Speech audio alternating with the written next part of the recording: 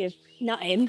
Yeah, And yeah. you punch that one, head on the table. It's just like, It's just like anything goes. just with a tap break in between.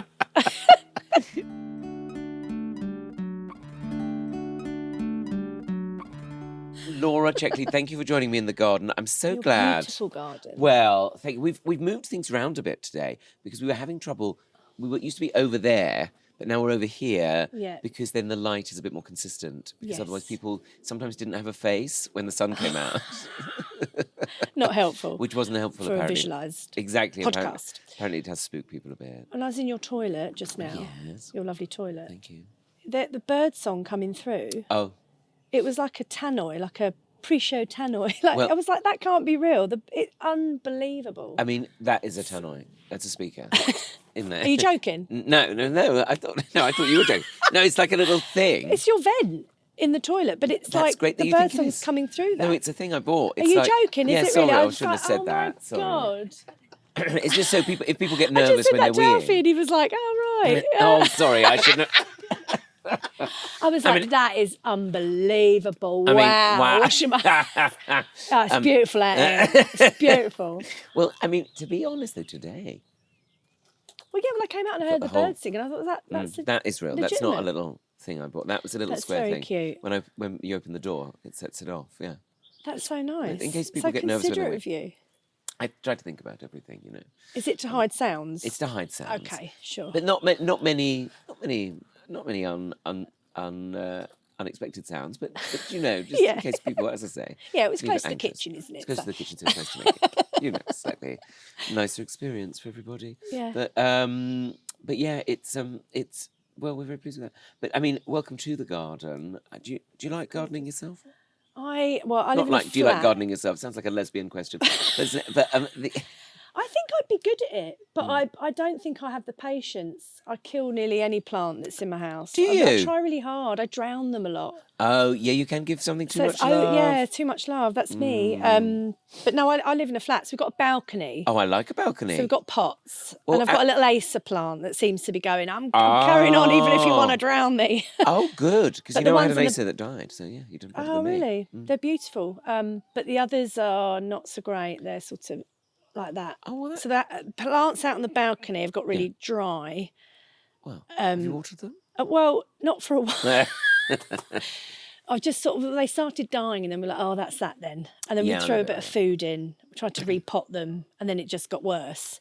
So we try really hard. My wife, Claire, as you know, she doesn't like a fake plant in the house. Oh, yeah. But we just go through them and it's terrible. Just twigging them up all the time. I mean, were you good at gardening before you No, and I'm not here? really now, but I just hope for the best. But some things I do find just die. And I do have to remember to water things as well. But it's quite a nice routine if I can get into it. I'm just like, better go and do my pot plants. Do you remember when you were growing up, like Dad going out all the time, just with a hose, just watering the Always, plants? Yeah. Or it'd be like given to me as a chore. Summer's Eve, you know. But, no, more on that. Give that one more. No, not too much. No, you're drowning that one. Saturated. Yeah. Yeah. But my parents, their garden, it's just like no grass, pavement. Oh yeah, they've got paving slabs. Do they like loads of beautiful pots and stuff, but just no grass. There's a bit of a thing with grass, I've realised. I mean, there's a bit of grass here, but I would minimise it actually. I mean, I quite like it, but part of me thinks, I should just sort of get rid of it. Really? And put gravel down and make bigger beds. Well, yeah, but I mean, I say that, but I do actually quite like it. It's really nice. And there is something lovely about when it's just been cut. You got that lovely smell. Yeah, I love cut grass. And it's nice to sit on and all that. So. That reminds me of being younger, cut grass. Oh yeah, playing football.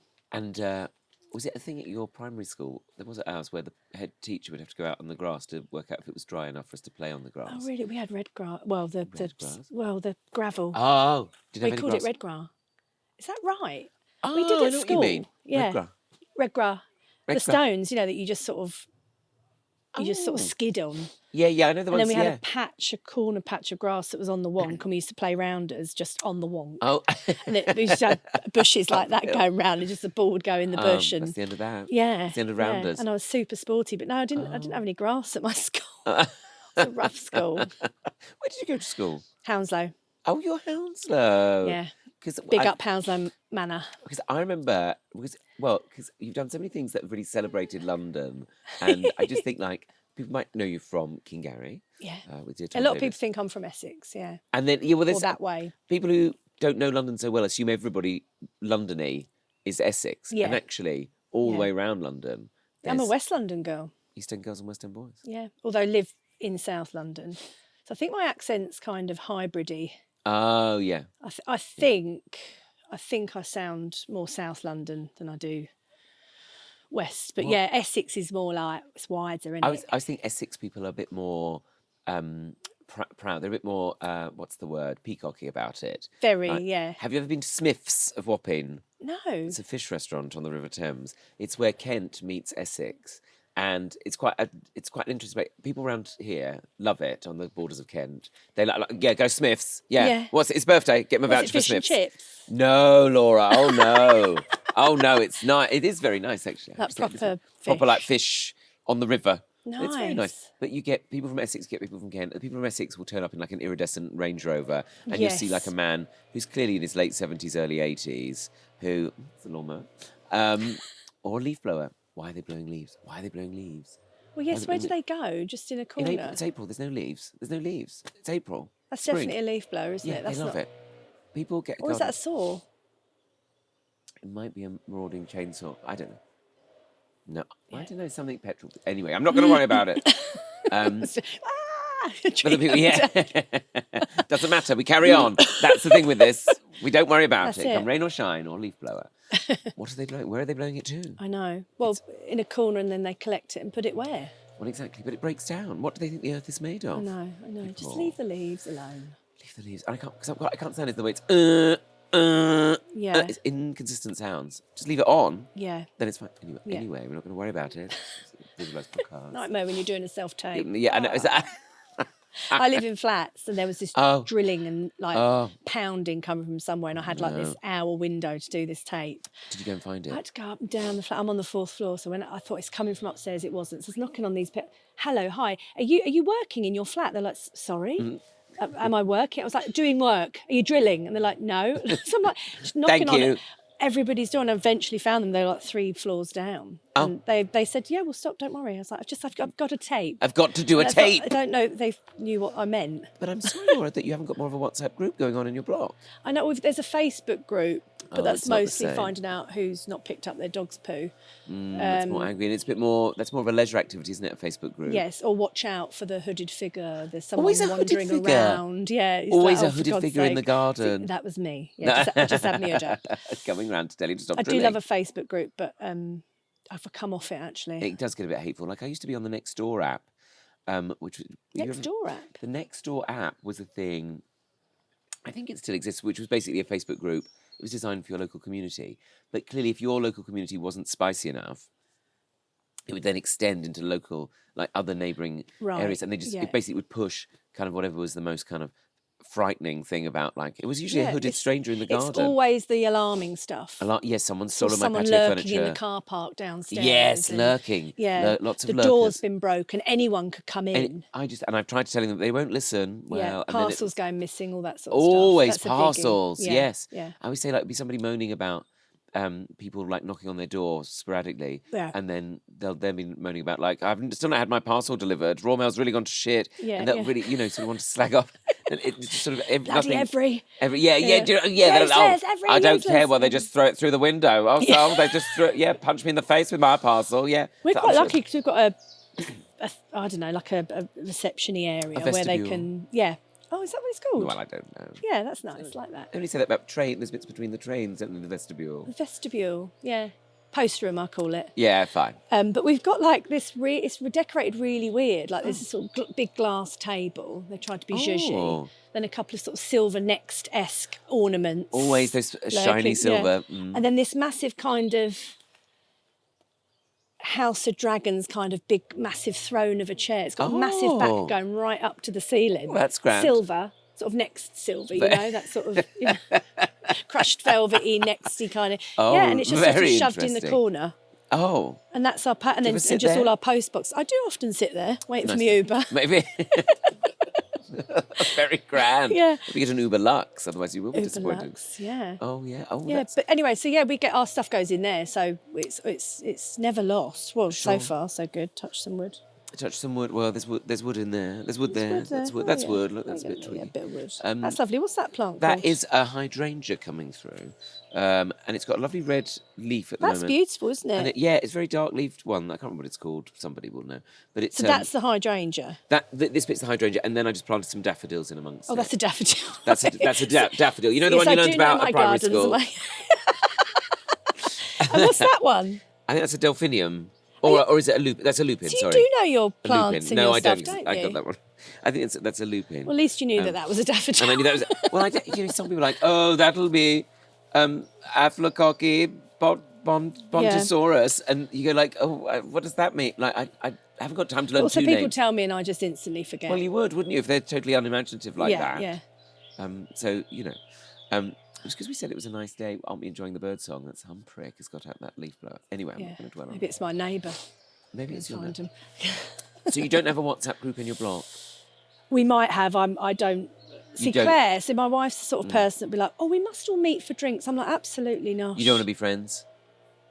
It'd be nice. It's nice to be pleasant and civil. Yes. If I need you and you've got my keys, my spare keys, sure. I might say hello. Yeah, nice. But, You don't have to be in their pockets. I've got my friends. Yeah, sure. It's not that I don't want to branch out, but yeah, I don't need to be, I don't want to get involved in all that. Have you got a communal garden? There is one, yes. I don't really go in that. You don't go in much, that either. no. Dogs aren't allowed in that one. Oh, so, yeah. really? Right. Yeah. Right. And are you responsible? Like, does everyone have a little patch to look after, or? We've got our balcony, but no, you pay a service charge to have a gardener come round. Yeah, do it. And every time my mum comes, I say, oh, the grounds are lovely. Oh, you do pay for what you get, Law. Oh, that's nice. That's nice. It's like one of those. It's a new build, so it's like everything's looked after. Oh, that's we great. have cleaners come, and that's nice. Not in our actual flat. We'd have to get that ourselves. But they do the hallways. All the hallways, yeah. That's good, it's kept really nice, to be fair. Yeah. But yeah, I don't. I sort of have a quick chat in the lift and then I move on. It's nice you've got a lift, isn't it, for that fourth floor? Got a lift, yeah. That's good. Yeah. Otis, always take the lift. Always take the lift. It is an Otis, yeah. Otis Redding, yeah. Otis Redding. All those ones, yeah. Otis. Oh, and apparently people used to complain about how long lifts took to go between the floors, and then they put mirrors in them, and then no one complained again. I always get caught having a look when a neighbour comes in. Oh yeah, absolutely. Getting something out of my nose. Yeah. Tweezering her hair, a chin hair. Of course. What else do we get? Don't mind me. Got my whole makeup out. Sorry, don't mind me. Morning. Hairdryer. Yeah. Hello. Lecky's gone upstairs. Sorry. Yeah. Why not? Why not, Laura?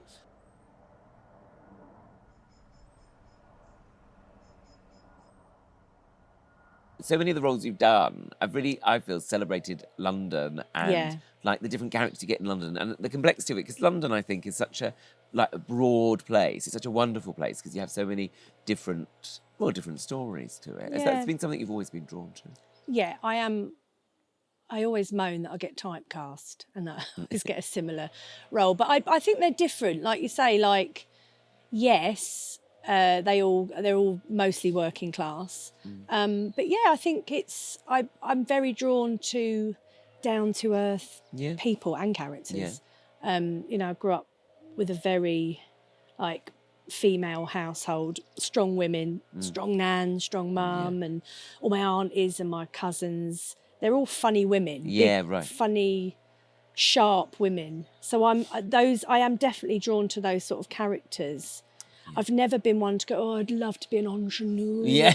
I mean, it's never going to happen anyway. But yeah, I've always liked, when I've watched films growing up, I always wanted to be the best friend part. Yeah, there's always the most fun. The one having the most fun. So that was what was beautiful about King Gary, is that we were sort of what would have been in a normal sitcom, the two best mates, but you get to see their story together. Yes, for sure. So, yeah, I'm not really interested in playing characters that don't have that about them. Yeah. There's got to be a bit of wit in there. Yeah. But they're always so naturally funny because just the way you tell stories as well, like in a friendship way, you're so good at picking up those details and those foibles. I think I'm always fascinated by that too, like those kind of things that make us all human that are a bit a bit weird or a bit silly or a bit... course. But actually, those are the things that motor us on, I think. Whenever I'm looking at characters, I'm like, first of all, straight away, I want to look for their flaw. Yeah, right. What's their flaw? Because everyone has a flaw. Yeah. But what's their flaw?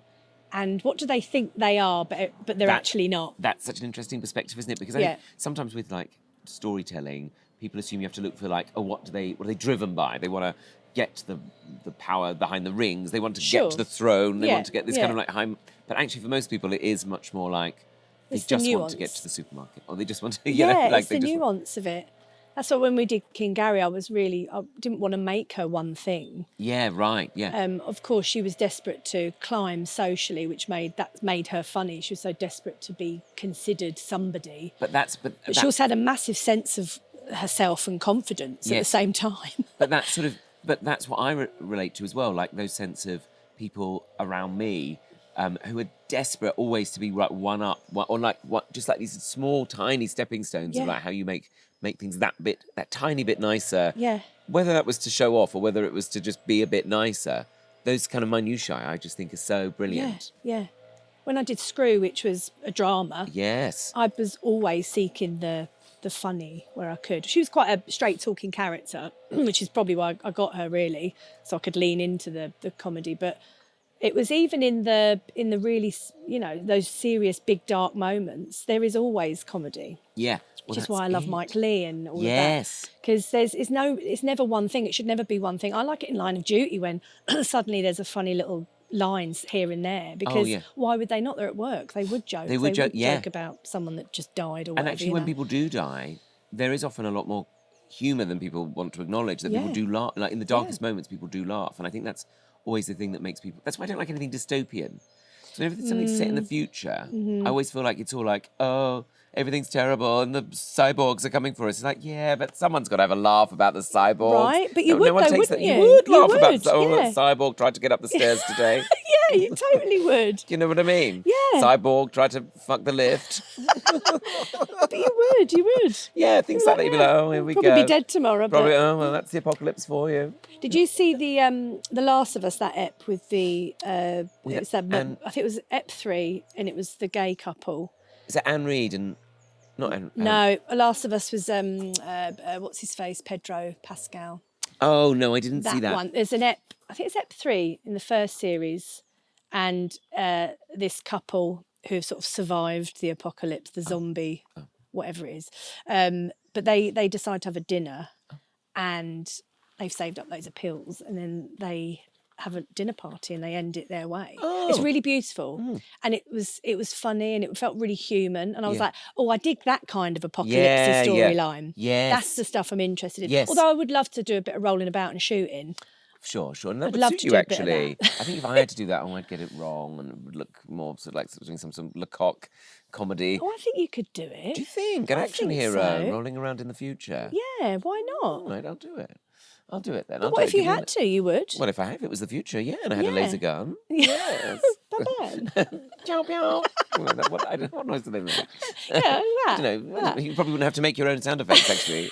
It was real. I did an action comedy years ago. It was how me and Tom kind of first started working together, Tom Davis.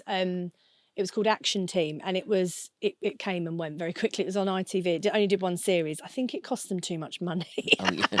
We were out in Bulgaria, and so we had to. We were like an MI6 strand that were absolutely useless. Jim Howitt was in it.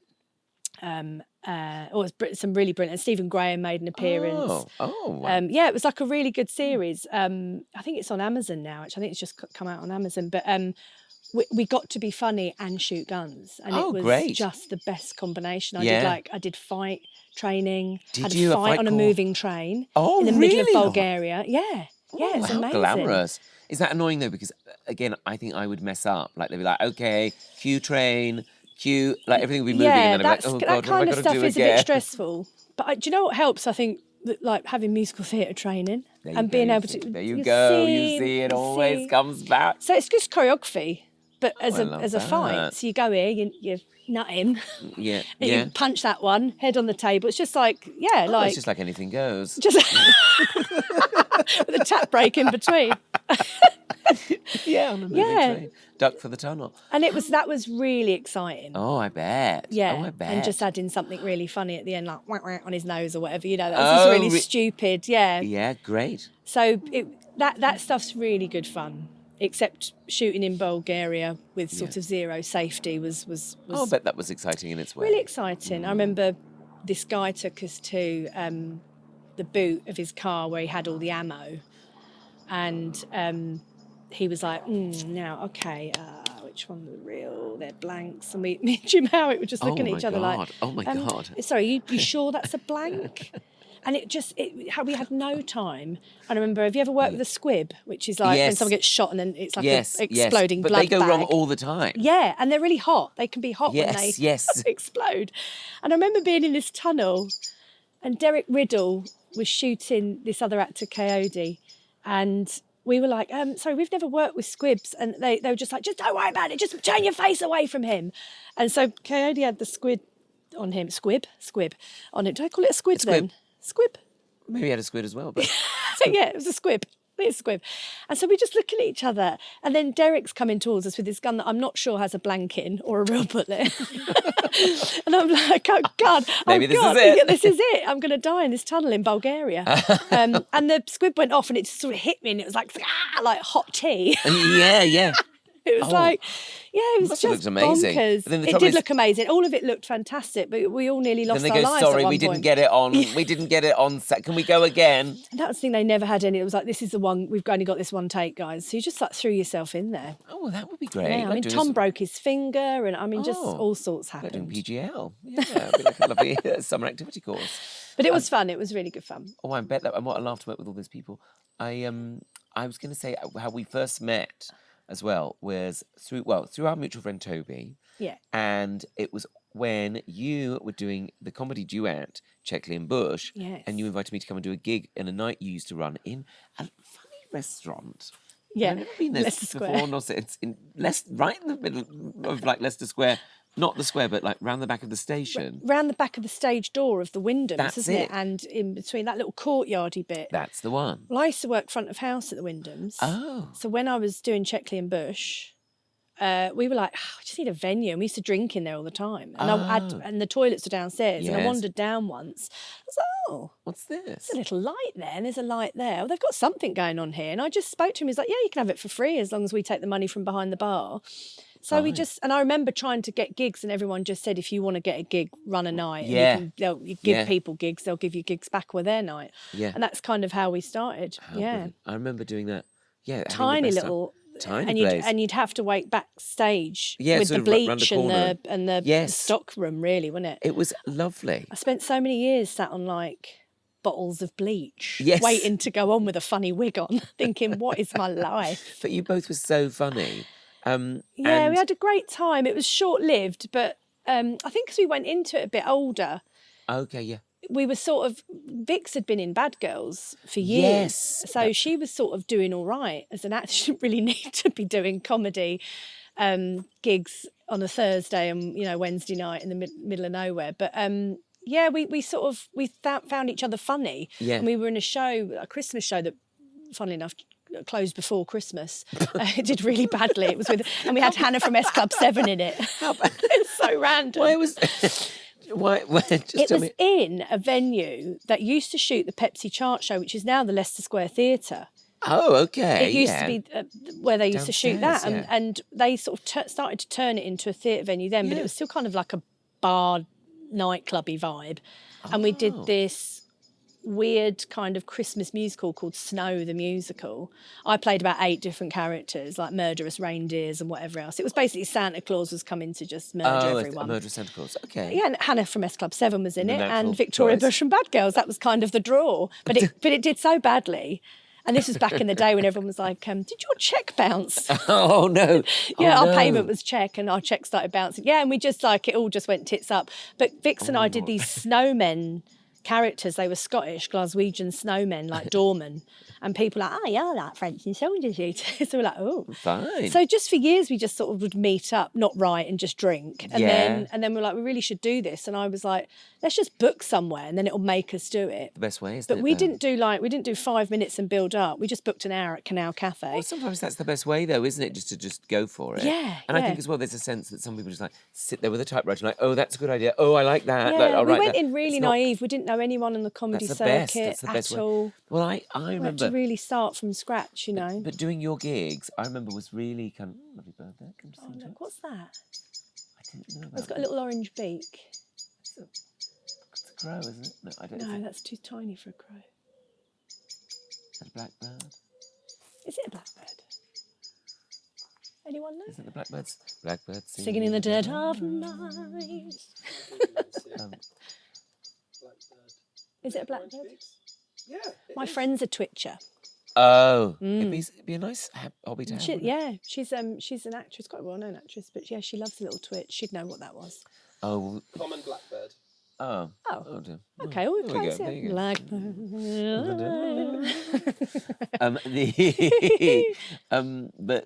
What was it? Oh yes, but that I think is the best way to go about creating stuff. Sometimes is just to throw yourself in it. Just do 'Cause it, yeah. I love doing your show downstairs in that restaurant so much because it was a turning point for me where I was like, oh, actually. Because I started out as a stand-up, and everyone in stand-up had all these rules. Like, well, you can't do that, or you can't do this, or you can't read from something, or you can't. No one wants that, or you can't talk about this. And I remember just being so paralysed by all these rules by people around me who didn't actually know anything, Yeah. and had lost sight of like just be funny, really do whatever you can to make people laugh. Yeah. But doing your show, I was like, oh, this is relaxed and fun, and people are like watching, like, oh, I'll laugh. Yeah. Rather than stand-up gigs where I just felt so. Oh, there's the stand-up bell.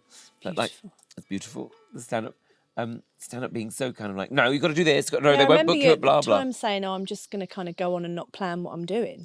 That was Do you remember? it. I was because I was so I remember like you saying locked that, into yeah. what I was doing, and I just felt terrified of like writing new stuff, and I just couldn't sit with a piano or a typewriter or a piece of paper. See, that would suit me better, going on and not having a plan. yeah, but then that's the actor in me, I guess. That's like, gotta have a script. Oh, yeah. Because when Checkley and Bush, when we sort of decided to go our separate ways, not anything dramatic. You just kind of, I think with a double act, you do just reach you sort of go, well, we're not really getting the sketch shows, and sketch show just kind of died the minute we sort of came out. It was like, nobody wants sketch. So we both then individually she got into Waterloo Road, and then I got a comedy. So we sort of were on our way. Lots of people were like, oh, well, you'll do stand up now, won't you? And I was like, I just had this pressure. Lots of people saying to me, you can do stand up, right? And I was like, I no. Yeah. Well. I've never. It's always sort of that thought has always terrified me of not having a script. And I know you do. You know, you do eventually script your shows, I guess, or you know what you're going to say. Yeah. But yeah, that idea of sort of just going out there and being me. I love disappearing in characters. It's what I do best. Yeah, yeah. And it's always been in the back of my mind going, should I have done it? Should I have done it all those years ago? But yeah, it didn't, for some reason, I just was like, I just want to put a wig on and be someone else. Well, that's a great ambition. But I do miss the live circuit. I really do. I have for many years. Because whenever I wasn't working as an actor, I always had the circuit. Oh, yeah. So you're always, exercise your writing and your Yeah. But now just sort of being I've had a really good run the last sort of 10 years.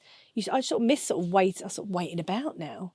Oh, you sort of wait about, and I've never been that actor, sort of wait for the next thing. I mean, I do write, obviously, but yeah. Well, you're such a I miss brilliant the writer, live. I miss the live stuff for sure. Well, I'd like to see you do more live. I mean, I think as well stand up. I always say it's just storytelling, really. Yeah. People go like, oh, it must be what. How do you work out what jokes to do and what's it like when a joke doesn't land? And I just talk fast so no one notices. That's not true. You're brilliant. Just a detail. I wasn't supposed to get a laugh anyway. So on to the next thing. But I think it is just telling stories, really. That's how I try and see it. Yeah. So even if you're just showing a snippet of a story or a snippet of a detail of a story. I've always been a bad joke teller, though. Well, I don't like joke. Like jokes, I just forget it halfway through. Well, that's and then I'm funny. Like, now, hold on. That's funnier, though. Tell the punchline before I should My tell the dad actual was like joke. that. He'd tell jokes and he'd pause for like 5 minutes in the middle and go... Completely balls it up. And he'd be like, yes, Dad. But that's quite a funny act, actually, isn't it? Yeah. Yeah, just someone who never gets the punchline. And it's pretty much my life. Because I think as well, sometimes when it's too neat as a punchline, it's not very real. People want to hear like a real story, like they want to see what actually happened. Yeah. They don't necessarily want to be like, and then I said to him, well, if you don't take your underwear off my washing line, I'll come round and I'll blow a trumpet. Yeah. Like, it doesn't make any sense. I think because in that double accents, you had to, it was so rhythmical, and to then land the punchline, it had to be kind of scripted and neat in some way. Yes. But there was something lovely. We did explore sort of being ourselves on stage for a bit, and that was really lovely actually. Well, it was sort of, you can sort of do it, but there's someone else next to me, so I felt a bit safer. Well, I think that's a nice way to think of it as well, isn't it? Because then it's sort of shared. It's a version of yourself that you're comfortable to share. I think that's always the way to do it. Yeah. Because I've been doing this Titanic show, of course. Which he's amazing in. Well, Laura, he's brilliant. For you to say that. Thank you. How long have you got left, Tom? Well, at this point, I've only got another 7 more shows to do. But so I shall miss it greatly. But I've really loved being, like you say, in a character and not... There's a safety in it, isn't there? Bless you. It's not a hay fever season, isn't it? Mm-hmm. But I've really loved having something to wear, and they tell me to wear, and stand there, and you've got to stand there because of your light, and you've got to walk over there, otherwise you'll be in their way. I like it because it's not suddenly, I don't know, it's just a bit more space for, just a bit more brain space. That's because interesting. Everything else is taken care of. Yeah. I feel like it's more creative somehow.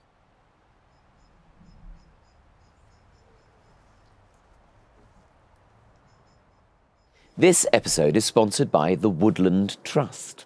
Now, I'm always happiest when I'm outside, whether I'm in the garden pottering about or wandering through a delicious wood somewhere. Now, it feels like the world has got so fast that it's just lovely, I think, to just take a moment to slow down and breathe, which is why I'm so delighted to be partnering with the Woodland Trust. They protect and care for over 1,000 woods all around the UK, and they're all free to visit. And what I love is that you can actually dedicate a tree, a bit of the woodland, or even a bench or a marker post in someone's name. And I think that's a great way to celebrate somebody. It can be for a birthday or an anniversary or anything you like. It's something rooted and real instead of a gift that might end up in a drawer. Dedicating is very simple. You just choose a wood on their interactive map, pick your area, add a personal message, and they'll send a dedication pack with a personalised certificate and a map. Every dedication directly supports the Woodland Trust's work, and I think that makes it even lovelier. If it sounds like your kind of thing, visit woodlandtrust.org.uk/pottering to start your dedication. That's woodlandtrust.org.uk/pottering. Full terms and conditions are on the Woodland Trust shop website.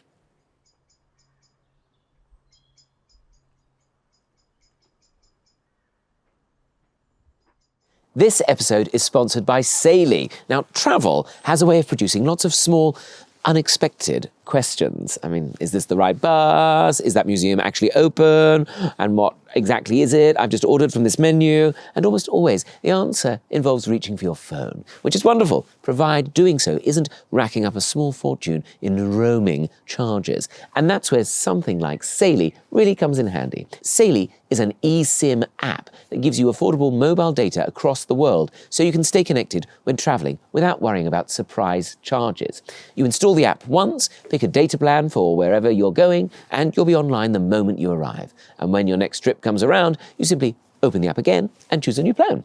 It's also thoughtfully designed with a built-in ad blocker to help reduce unnecessary data use and web protection to give you peace of mind. And for frequent travellers, Saily Ultra includes unlimited global data, cashback credits, and the added benefit of a NordVPN subscription included as well. Download the Saily app from your app store and use code TOMALLEN at checkout to get 15% off your first purchase.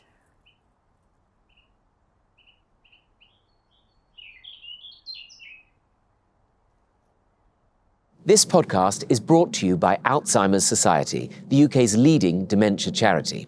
One of the things I've always loved about being out in nature, or in the garden, is the way these spaces can hold memories. How a particular flower, scent on the breeze, or a corner of the garden can suddenly remind you of someone special, much like the little vegetable patch I planted for my dad.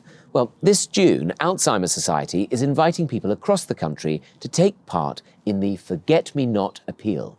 Behind every forget-me-not badge is a story. Someone might wear theirs for a mum who is living with dementia, a husband they've lost, or simply for a future where dementia no longer devastates lives. because the reality is that 1 in 3 people born today will develop dementia.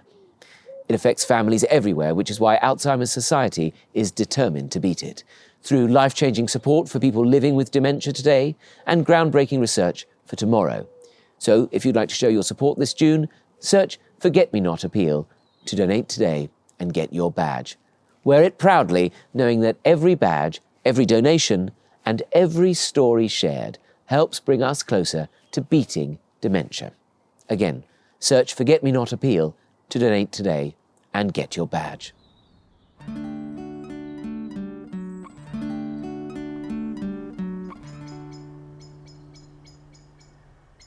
And have you done any writing while you've been doing the show? I've been giving you a diary, though. Oh, have you? Which I've enjoyed. My therapist is thrilled with me. Is it like a get up in the morning, don't think kind of diary, or is it? Well, I have done those diaries in the past. This one is just trying to remember like something about each show. So I've got a memory. Oh, that's lovely. To try and hold My on wife to it. makes me do that. Oh, does she? Oh. Yeah, when I'm doing something like a nice big job. Yeah. Because I'm always thinking about what's happening after. Yes. We all do. Really rubbish at being present. And I did a thing last year that I'd written and was in. It was just a little pilot thing. And the day we went to film, she was like, write everything down, because you've always wanted this to happen, and it's happening. Lovely. So write all the brilliant stuff down. I was like, oh, come on. Yeah. It's so easy. And then on the way home, I was like, all right, maybe I will. I did have a lovely day. Go on then. Yeah, and all those nice details. And, and we had a blah, blah biscuit. And I read it back recently. Was it nice for you? Well, yeah, I was having a bit of a day, and I thought, I'm just going to read that. And I was like, oh, yeah, that did happen. Oh, yeah, yay for me. Oh, good. Oh, so it does work. Yeah, just but she's really good at that stuff. Like we burn stuff New Year's Eve, get rid of the negative energy. Oh, really? Yeah, crystals all over our house. Oh, you're one of those? Great. Well, yeah, I mean, she's one of those. I'm like, what's this do again? What? Is this for confidence? What do I do with it? Yeah. Oh, good for you. But I'm worried about you burning things in that flat. Yes, we just edge towards the balcony, get the blinds up, do it on the balcony. Just a burn bowl, they call it a burn bowl. Oh, there's a thing. Yeah. Did it with Susie Ruffle, we did it on a New Year's Eve. Yeah, got rid of the bad juju. Oh. There's something nice about it. Yeah. Getting rid of those negative things. No, not... Yeah. I mean, they creep back in, but it's worth having a go, do you know what I mean?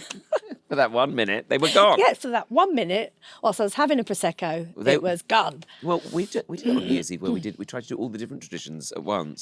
So we had a dark-haired stranger knock on the door. Well, it wasn't a stranger, it was Alfie, because sometimes he dyes his hair. Or pops a wig on. He popped a wig on and knocked on the door. And then we had to sweep out, have the back door and the front door open to let the old year leave and the new year come in. Yeah, what is that, the Chinese New Year? No. Or was it just our New Year? Just the Western New Year. Okay. Oh, I didn't know about the 2 doors. I thought that was like a different New Year. Oh, maybe it is. Oh, how appropriate. Well, what was it? The lunar year? So you don't sweep or clean on that day because you're cleaning away all the good luck. I can't remember what that one is. Oh, I thought you had to sweep out the old year. I was desperate. There was crumbs on the floor, and Claire was like, "Don't hoover! Don't hoover today! No cleaning up today! You're cleaning away all the good luck." I was like, "Oh." Oh, okay. Yeah. I mean, has it worked? No. Well, we don't know yet. We don't know what's around the corner. But it's quite. Yeah, I do think it's nice to do things like that because they do. A bit like writing a diary, they stop us from. Well, it's better than the opposite, right? Being negative and yes. Like my friend does tarot cards, and she does tap dancing. She also does tap dancing while she's doing tarot cards. But she's amazing. Like she's really great at it, and she's and I always come away just feeling a bit more positive, like and hopeful, going, well, I might get that big windfall that she says is coming my way. Oh yes, you get a lot of your ships coming in. Oh, really? Is that with I've never done a tarot reading. Well, I'm not going on a cruise ship. No. Metaphorically, your ship is coming in. Yeah. Oh, yeah. That's annoying, isn't it? Because a cruise would be great. Yeah. I'd love to go on a cruise. Have you been on one? I feel like you'd love a cruise. Well, I did gigs on a gay cruise about 15 years ago. Okay, that's a different type of cruise, isn't it?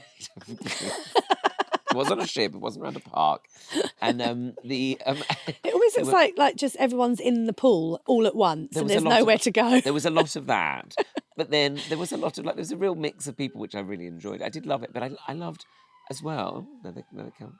The idea of having a room with a balcony with an uninterrupted sea view. I thought that was tremendous. Yeah, beautiful. Really lovely. I feel a little bit like, oh God, I'm stuck. But apparently they're huge, aren't they? And you can't get around them. And the theatres, they've got brilliant theatres on there. Go to some dance. I love all that. Yeah. Big razzmatazzy So dance you'd show. like all that dressing up, wouldn't you? Of course. It'd get on my Captain's nerves. table. Oh, no. See, if you dress like that every day, it'd be nothing for you. I'd be like, I've got to put a frock on. What? Oh, yeah. You could wear what you liked. I'm sure they wouldn't mind. Oh, you can't rock up like this. Well, I dress eternally like I'm just going down the pub for a drink on a Sunday and a roast. But that's where I'm happy. I mean, I don't work for a cruise company, but they do. I think they do have ones where you don't have to dress up. Yeah, but I don't know about just like I say no to a lot of like events and stuff because I just think I have to dress up. I'm so honestly. Really, you really hate it? Yeah, I'm going to my nephew's 18th on Friday. No one's looking at me. I mean, he's going to be full of his mates, and I'm thinking, I have to pop some trousers on and pop a nice top on. Yeah, hate it. Yeah, it's like poor Claire's like, yes, we're going to have to put something nice on. But can you not find a way to do it on your terms? Like yes, I've started to. Yeah, I went to this BAFTA thing once. You know, the pre-BAFTA things. Yes. Back when I was doing all right and had a bit of heat behind me, but I got invited to this BAFTA thing, and I wore this dress with sort of like it was like a satiny dress that I'd worn before for this film that I'd done and premiere, blah blah blah. So I wore that. I thought I'll wear that. I ain't got to think about it. Okay, and it had like this long kind of tie. Oh. And I'd been there about an hour, hated it. I sat in the corner and just ate chicken wings. No one else was eating, it was just me, like my auntie in the corner. And Claire messaged me and I was like, I'm coming home, I've had enough. So I sort of snuck out and as I was going down the stairs, there was this queue happening for when you get your picture taken. Oh, I'd done that. I'd got there early, of course. Because, I just thought I'd just beat everyone to it. I was like the first one there getting my picture done. Still setting like up a competition winner. Anyway, so I started going down the stairs and the tie sort of was draping behind me as I was going down and this girl stood on it. And I felt so small in that room and like, I shouldn't be here. That I instead of just tapping her and saying, sorry, love, you're just on my tie, I just started peeling it away and just waiting for her to shift weight so I could just quickly like yank it out. I can imagine that person as well. God, why am I that person? Because you're a lovely person who's nice and not taken in by all the bullshit. Yeah, I guess so. And also just the having to look nice, I find it such a pressure. I'm sure. Which would not be good if I was like hugely successful and had to go to loads of red carpet things. But even then, someone's telling you what to wear. Yeah. That helps. Yeah. If someone says to me, wear that, Laura, I'll be like, great. Okay, I'll pop that on. Yeah. What about a sort of bejazzled tracksuit or something like that? Yeah. Oh my God, can you imagine my mum? Oh. Yeah, that's the problem, isn't it? Yeah. It's all very well. My mum will always get, you wearing your hair like that? Yeah. Do you want a bit of lip gloss, babe? She's always offering me up a little bit of lip gloss. Oh, I don't mind. Frosted lip gloss. But yeah, no, she's got used to me now. But yeah, I'm finding a way. I think it's like just being grown up gay, right? And just kind of making yourself palatable forever. Yes. I guess I always was afraid to cut my hair. If I keep it long, then no one will know. It's all that sort of passing all the time. Is it just passing, being palatable, must stay girly. Right. And I remember I went to the cricket club once, which is where all my family go to. Oh. And because joining a cricket team is quite gay, actually. Yeah, none of them play cricket. It's just a bar. Right. Just is it at the cricket club? Yeah. And we've gone there for many, many years. All our family, we gather there for like New Year's Eves and whatever. And I'd worn these trousers and I'd gone a bit gayer than usual and I'd gone with some platform trainers. Just New Year's Eve. Yeah, but it was like a black tie event. Oh. But because I was so worried about just the trainers being quite a big thing and not wearing a heel, I said I had an ingrown toenail so that because my cousin went, I did, because she was like, you got your trainers, Law, they're nice. And I was like, yeah, I've got an ingrown toenail. She went, I did think. I did wonder. Oh, nice. Why you haven't got a heel on. So I started that's brave to me going, I'm just going to wear a loafer. It's a lesbian belt. There you go. Yeah. It'll go up in flames in a minute. But isn't that funny though? But there's so many things like that I think we all carry without realising as well. Yeah. Like this kind of certain things I won't wear, or certain things I won't be too much in a situation in case people are like, no, don't. It's a hangover from growing up in the 90s. The 90s I think was so, well, I didn't grow up in any other era, but it felt in the 90s very say pernicious, very judgy, very kind of Yeah. like... Oh, God, yeah. Almost horrible... Well, I don't even... In the 90s, I don't even think anyone sort of knew what... I mean, no one had... I definitely didn't know any lesbians, or there was a couple of gay fellas down the road that, you know, a few people chatted about. Yes. But I grew up with like, you know, that sort of thing. Going, lesbians, flat shoes. Yeah, lady next door, she's got flat shoes. Yeah, all of that. Flat shoes, the short hair. And actually, you grow up thinking, well, it doesn't... I mean, now it's like, you know, everyone's a lesbian now. Can't move for that. I know, we're having a moment, aren't we? Absolutely everywhere. Their ties dangling on the floor. And it's brilliant. I just watch the youngsters now and I'm like, wow, you're growing up in this. It's amazing. Yeah. And so I probably would have, if I was in my 20s now, I'd be exploring an identity that I felt comfortable with. So if I was going to those posh do's, I'd be going, I know what to wear, because I guess it's that, sort of struggling with, I don't want to wear a dress. Yeah. So I think that's all it is when I have to go out. It's like, well, everyone thinks I should be in a dress. Well, that's what... Well, I think you should. Whereas I'd like to dress more like you. Well, do it. What are you waiting for? I know. Well, because that's what I started to think. It's like, there's things that I'm like, I like wearing a top hat and tails. I know, you're so brave, though. Well, no. See, I think that's brave. You're so brave. But I think that's really brave. I know. I know. I wore a neckerchief once. Susie Ruff was like, pop that on, it'll be great. Yes. She always looks great. She always, and she's always like an enabler. Explores. Yeah. And I put it on. I just looked like I worked on a barge. I just looked like an absolute idiot. I used to live with Rosie and June. I'd like this V-neck tank top on. I was sort of going, I think all right. She's like, do you know what would finish that off? Here, come here. She's good with that sort of thing. She knows. And I did the whole night. I said to a couple of people, do I look like I work on a barge? Do I look like a docker? My wife said, a little bit. But you look gorgeous. But that's a gorgeous docker. Why not? I mean, Jean-Paul Gaultier, he's not worried about like all his models looking like sailors, is he? No, that's true. That's true. Because I think, I absolutely agree. And I think clothing is talked about a lot, and the way we present ourselves. And I realise so much of the time I'm still carrying these hang-ups of like what my mum might say. Yeah. Or not even that, just like people at school who are actually very positive towards me now. But like the idea of wearing something a bit out there. Yeah. Just people like, oh, look, here we come. Like even wearing this, as I put on this jacket, I was like, oh, I bet people will be like, oh, who does he think he is, the man from Del Monte? And I just you say it for them. That advert isn't even on television anymore. No. And also, I had to like go through my Filodex then. But I'm like, well, don't wear that, because people say, who are these people? If they do say it, like, what are they wearing? Yeah, so what? Let them, the let them theory. What's that? I think it's Mel Robbins wrote a book about it's of no concern. Like, there's nothing you can do. You have no power over what someone thinks of you. Yeah. Let them. It's the let them theory. Just let them. If they're angry with you, they'll tell you. If you think they're angry, they'll come and tell you. Just let them. Just let them. Which I do try to do, but it's hard though in reality, isn't it, when you do live in like the real world? Yeah. Sometimes I think people who say things like that, they live in like a commune in just outside Los Angeles. Do you know what I mean? They're like, I just do whatever I want. It's like, well, let them and the 5 other people in your community. Sure. No one to worry about. Let them just go and harvest some corn or whatever. But let them. But it's all very well. Well, I'm not saying it to disregard it, but just I think it's sometimes worth saying.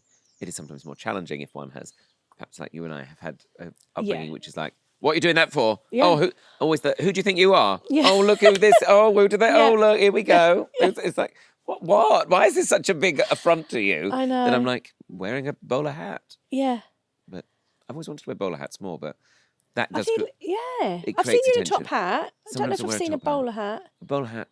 Did you go through a phase of wearing a flat cap as well for a bit? Still wear it. Wear it. It's quite a flat cap. Flat cap's all right because other people wear that, even though it's sort of Peaky Blinders-y. Yes. People go, oh, it's a bit Peaky Blinders-y, but that's all right because it's not too flamboyant. Yeah, like those funny little, the Baker Boy ones. Yeah, there's, and also just like the beanies that are really rolled up. Oh yeah, those stupid ones. I hate those. Yeah. I mean, gosh, now I'm the other side. I'm like, fucking idiots. Why do they wear that? I hate you. Covering your ears. Yeah. What are you doing? That sort of thing. Although I think they look quite good. They do. I like a lot of sort of men's fashion.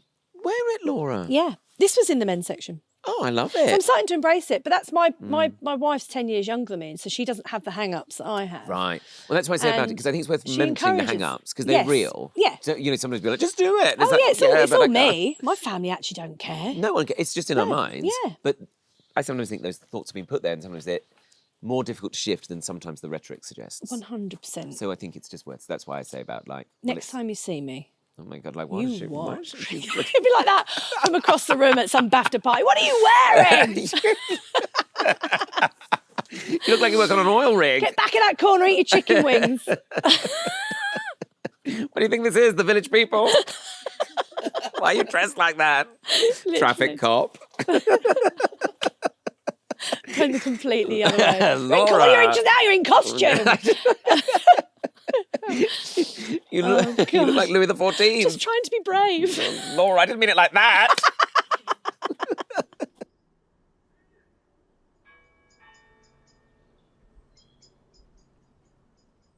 I always ask people, Laura, a question on this little shindig we have. What is your earliest memory of a garden? My nan's. Oh, lovely. We stayed at my nan's a lot, actually. She used to have a house in East Acton, and it backed onto Wormwood Scrubs prison. So you'd have the scrubs, and you just have the prison there, and I used to play football out on the scrubs. But I would, first of all, play a lot of football in my nan's garden. On my own, and she used to have. My granddad used to race pigeons. Oh, did he? Yeah, my uncle still races them actually. Oh. And there was a shed at the bottom of the garden, and I remember sort of, you'd accidentally kick the ball and it'd hit the leaves. Oh gosh, yeah. Whatever. They're very valuable. But I used to just walk into it and just let them all sort of land on me. I can't imagine like that doing woman it now. in Home Alone 2. Yes. Yeah. What was that actress's name? People said she looked like David Cameron, didn't they? Or Piers Morgan. That's right, like she did. Piers Morgan. Yeah. Yes, I was literally like her. But do you remember we used to go to Trafalgar Square as kids? Oh, yeah. And just stand there, let them land on you. And just be all shitting on you and sort of like diseased. Diseased flying rats. There. Yeah, lovely. Yeah, and so playing out in the garden, and I would just imagine I was playing in the World Cup on my own. Oh. Yeah, I'd spend hours at my nan's. Oh, and she was really encouraging. She'd be like, "What are you up to?" Oh. Because I'd be like, just to do make-believe whatever on my own. And she'd give me a hat to help with the improv that I was obviously doing at the time. Or, "What do you need, kid?" Yeah, she'd say. But yeah, so I'd out in the garden. She had a next-door neighbour they'd talk over the fence, real old school kind of. Everyone knew each other, and that's my earliest memory of being out. And you'd be out there for hours. And she'd bring you a juice. I'd be sweating, red face like a kid at a wedding, And she'd be like, and then I'd sit and have a bit of lunch, and then I'd get back on and play on my own. How magical! Yeah, she had it was an all right garden. If I think about it, it wasn't fancy. It had some nice shrubs in it, and a couple of flowers. But it wasn't like nowadays. You had these big pots. It was nothing like that. Yeah, just a nice border. Nice border. That's some nice flowers in it and whatever. But she was, she always had a nice-ish garden. It was probably beautiful. Not much bigger than this, I reckon. This section average here. Sort of suburban garden, isn't it? Yeah. Yeah, and then we'd have the scrubs opposite. Yeah, did you hear the men screaming? You would hear. You couldn't quite make it out, but probably best. Probably best. Yeah, yeah. But I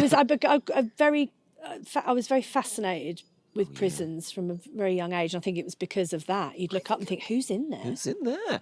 I was always quite fascinated by prisons. It was a game I used to like to play. Go and sit in the cupboard. Oh, did pretend you? I was in prison. Yeah. Actually, I'd not even thought about that for years. It was a very fun game. Oh, wow. I think what had you done? What was your crime? Can you remember? I think it was around about the time they used to put on the television The Man in the Iron Mask. Oh, yes. Do you remember that? About the king, whose twin brother... I was always fascinated by royalty, you see. Right. And I always saw myself as some sort of French king. And that was my World Cup fantasy. Right. And I think I saw myself... Because the brother who looks exactly like him, who's the true king, he makes him wear the iron mask so no one recognises him. That's right, yeah. And you knew it, I'm sorry. But he's in prison. I think I like the idea of being in a dramatic prison. Yeah. I think it's something anguishy. Well, I was obsessed with Cell Block H. My nan used to let me watch it. The signs were there. The old shaky sets and whatever. Oh, yeah. And I was obsessed with that. And then Wentworth came out, which was like the remake of Prison Cell Block H. I remember. Loved it all, yeah. And then I was in a prison drama. Yeah, I was going to say. And the set they built, it was 3 stories. It was a purpose-built prison, but of course they made the cells massive so they could open the door, open the walls so they could swing the cameras around. Because in a normal cell it's really tiny. When Vic's Bush shot bad girls, they were in an old prison, and it was so small that it would kind of limit your shots and space and move around. So they This isn't working for us. It's not Sorry, working for us. love. Yeah, so we had this big prison, and it was,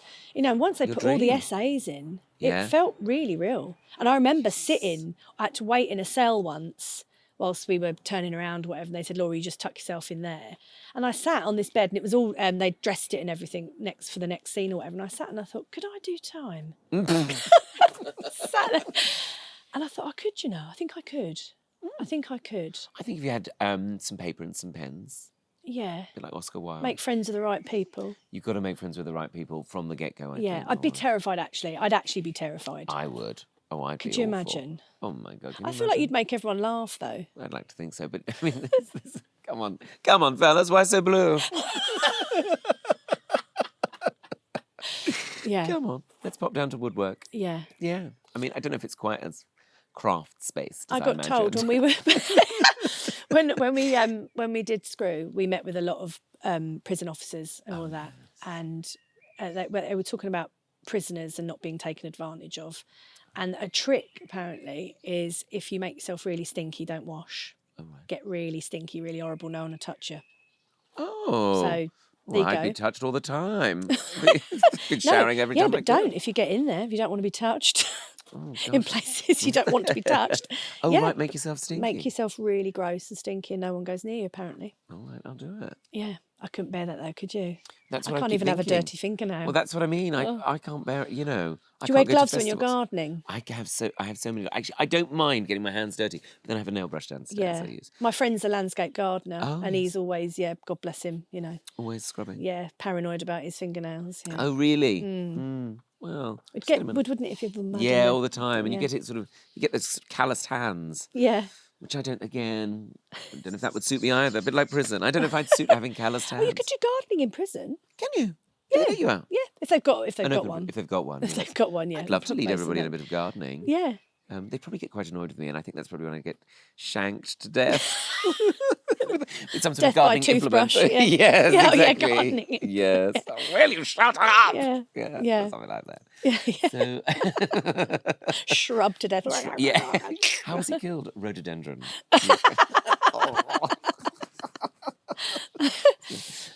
So yeah, lovely thought. Well, I know it. I love the idea of your nan's lovely garden, and Yeah. well, I like to give people a little gift, and so I got you a little. I didn't get you anything. Well, it's been noticed. This should be quite straightforward.